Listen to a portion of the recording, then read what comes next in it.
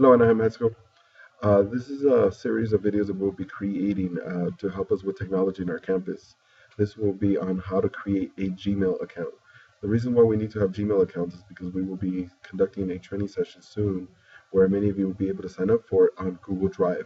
Google Drive is a free online product, obviously provided by Google, but it also encompasses Google Docs and Google Presentation and other programs as well. But in order to have access to this free program, you must have a Gmail account with a password. Many of us have created Gmail accounts on our Android phones, but we forgot the password, so it doesn't really help. So I'm going to show you how to easily create a new Gmail account. I have created a Gmail account just for me in terms of being a teacher here at Anaheim High School, and I suggest you do something the same. That way, if you do start using this in the classroom with your students, they never have to know your actual personal Gmail account. It could be one created for just Anaheim High School. So first thing you got to do is open up a internet search engine, and mine automatically opens to Google. So if yours doesn't, all you have to do is click up here and type in google.com, and it'll go to the same place I am right now. So you go to the URL and type in google.com. Now you go to the top right here where it says sign in. And when you click on it, it gives you an option. Now for me, it has my other accounts that I already have. If you do not have any Gmail accounts, it'll just basically prompt you for a new account. So for me, I'm going to add a new account here. And then create an account for me. So those steps you might not see, especially if you don't have one, but this is basically what you'll see when you say create an account. So then you must type in your information. Actually, I'm going to go Anaheim and high school as the last name. This is just because I don't want to create more accounts. Now here, this is where you choose your username. Like this will be your username at gmail.com. You can create a combination of letters and numbers. I suggest you use your last name and then your subject. That's an easy way to remember. So like for mine, one that I already created is carbajal at gmail.com. Here I'm going to create Carbajal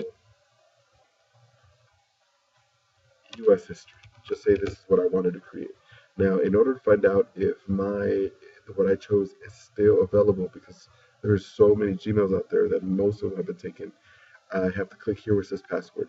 If um, it allows me to put in a password, it's because this one that I wrote here is still available. But if I just typed in Carbajal, I want carbajalgmail.com, and when I go here, see it tells me someone already has this username, try another.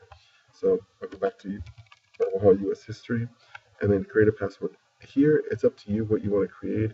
I suggest you try a password that has letters and numbers and something that you might use already. I'm going to try my school password. That way, since this is a school kind of Gmail, the same password I use for my email will be on here. And you don't have to put your birth date if you want. Just it does need to know that that you're over 18. So just you can put in anything you want, of course. Just put in phone number. I do not put phone numbers in on that one. You don't have to put in the current one. You type in these numbers here: 38, 39, 248, 36, and then you go to next step. If there is a problem, like here, that I did not click on the agree to Google terms, then it will prompt you in red telling you have to fix something. So here, if you want to read, obviously click on it. You may read on it, but I'm just going to click and go to the next step. Now, this is something that happens when you create a new account. They want to make sure that you're not a computer creating tons of Gmail accounts. They want to be your actual live person. So one of the ways they do is they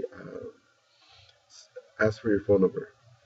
What you do is you type in your phone number, I'll type in my phone number,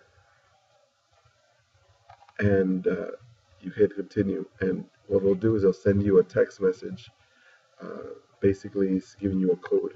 When you hit continue, it asks you for the code. The text message usually takes within a minute. You'll get a text message basically telling you what code, and once you put the code in here, you continue, and that's it for the creation. So for in this case, I got the code, put it in for my phone, 293 249, and every time that you create a new account, it's going to ask you for the same thing. This code that I'm putting in is just for an account for mine. It will not be used again. They'll send you your own 6-digit code. You hit enter. Oh, sorry, I put it backwards.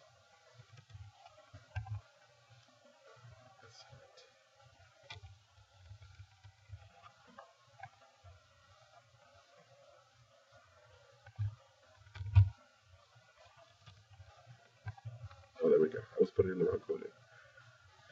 Is this? Then it'll ask you if you want to add a new picture in. You click add a photo. You could upload any photos from your computer or take your web camera and actually take a picture of yourself, but that's optional. You do not have to have a picture. Then you go to the next step, and it's going to prompt you to welcome that you're now in this. This is now your, so for me, Carbajal History, US History at gmail.com. Get started, and now you're back to here now. Now, there's a couple things that you need to see. First, Gmail. This is where you're going to get obviously all your emails. So you click on Gmail here, and it'll load you up to your emails. So if your students are going to use this email, you'll be getting emails here from them. The other places that you need to know is Google Drive, which is right in these little 9 boxes here. You click on it and it's right here. Go to Google Drive. And it's all connected all the same way. So when you get into the training, this is what you'll have to do. All right, hope this is helpful. If you have any questions, you can let me know. Thank you very much. Bye-bye.